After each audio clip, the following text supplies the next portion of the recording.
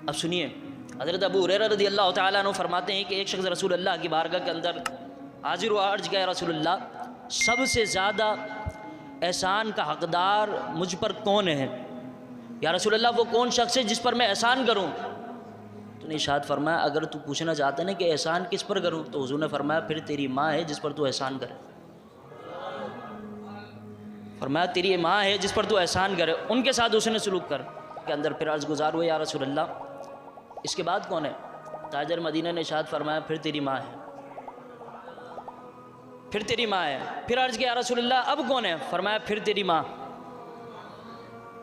3 दफ़ा ताजदार मदीना ने यह बात इरशाद फरमाई। फिर जब चौथी बार उस शख्स ने अर्ज़ किया ना, या रसूल अल्लाह अब कौन है? फरमाया तेरा बाप। फरमाया अब तेरा बाप है। अब यहाँ पर मैं बात रोक कर अर्ज़ करता चलूँ, आजकल जो नातें चल रही हैं ना, ये इन नातों ने ही जो है ना माँ बाप की फजीलत का बेड़ा गर्क कर दिया। मैं आपको हकीकत बता रहा हूँ, जब हर वक्त जब माँ की शान बयान होगी तो बाप को कौन पूछेगा? जब हर वक्त माँ की शान बयान होगी तो बाप को कौन पूछेगा? आज बाप सड़कों पर घूम रहे हैं, आज बापों को यतीम खाने में छोड़ दिया, बाहर फुटपाथ पर मर्द इतनी औरतें नहीं मिलती जितने मर्द मिलते हैं। इसलिए फरमाया कि जब ये नात खां या जो नात लिखने वाले हैं, अगर ये 1-2 मनक़बत बाप की शान में भी लिख देना, खुदा की कसम ज़मीन पर कोई भी बाप फुटपाथ पर सोता नज़र नहीं आएगा। हकीकत बता रहा हूँ मैं। लेकिन बाप की शान इन्होंने जब तक नहीं लिखी तो फरमाया हाल ये है कि माँ को तो अपने पास रखते हैं लेकिन बाप को फुटपाथ पर छोड़ देते हैं। ताजदार मदीना ने बताया, फरमाया तुम्हारा बाप, उसका एहसान नहीं जताओ, उसको भी नहीं छोड़ो। अब सुनिए, एक दफ़ा जिक्र फरमाया, वो बाप क्या है? फरमाया जानते हो बाप क्या है? फरमाया बाप ये है कि अगर बाप की मेहनत मुशक्क़त को समझना हो ना, उसकी परवरिश को समझना हो, तो फरमाया उसकी ज़ात बहुत दूर है, खुदा की कसम उसकी ज़ात बहुत दूर है। फरमाया कुछ ना किया करो, जब वालिदैन रात को थका कर कमा कर आए ना तो उसका हाथ चेक कर लिया करो। मैंने बहुत बड़ी बात कह दी, आप समझे नहीं मेरी बात को।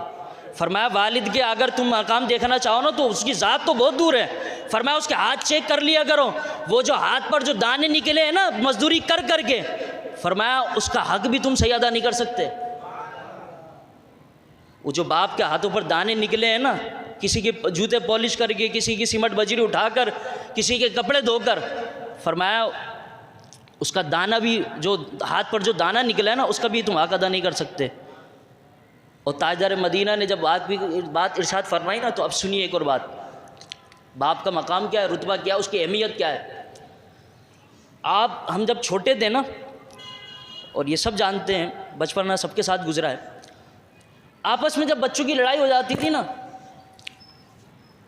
तो मेरी मिसाल के तौर पे किसी से लड़ाई हुई, अब मेरे जो दोस्त हैं उनसे मेरी लड़ाई हो गई, तो अब वो दोस्त जो है ना मेरे बाप के पास, मेरी माँ के पास, मेरे घर में जाएंगे, मुझे मारने के लिए जाएंगे या शिकायत के लिए जाएंगे, जैसे भी जाएंगे ज़रूर। लेकिन जैसे ही घर में कदम रखेंगे ना और बाप की खाली चप्पल देखेंगे, ज़ात नहीं समझा आप, बाप की खाली चप्पल देखेंगे, ज़ात नहीं, तो साथ वाला पता है क्या कहेगा? यार अभी छोड़, अभी मारना ठीक नहीं, उसका बाप बैठा हुआ है। यह है बाप का मकाम।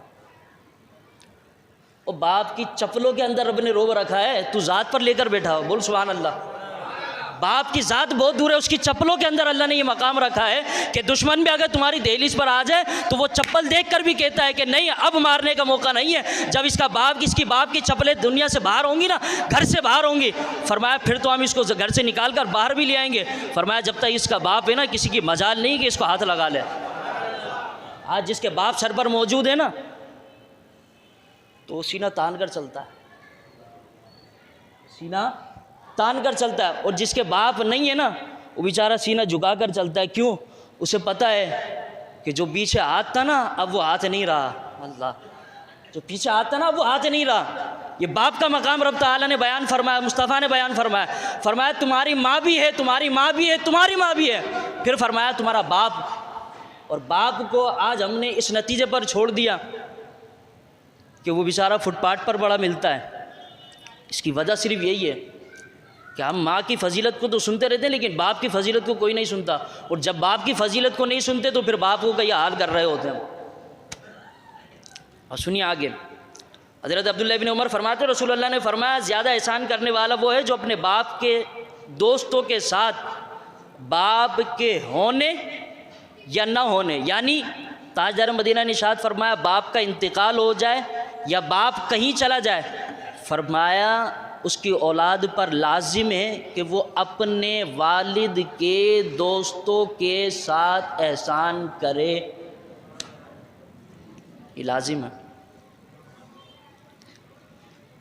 आज अगर मैं एक बात समझा दूं आपको, आज अगर कोई बेटा अपने वालिदैन के दोस्तों के साथ हुस्न सलूक करता है ना, तो ये याद रख लीजिए वो मुस्तफ़ा के फ़रमान पर अमल करता है, तेरे तकब्बुर करने की ज़रूरत नहीं है।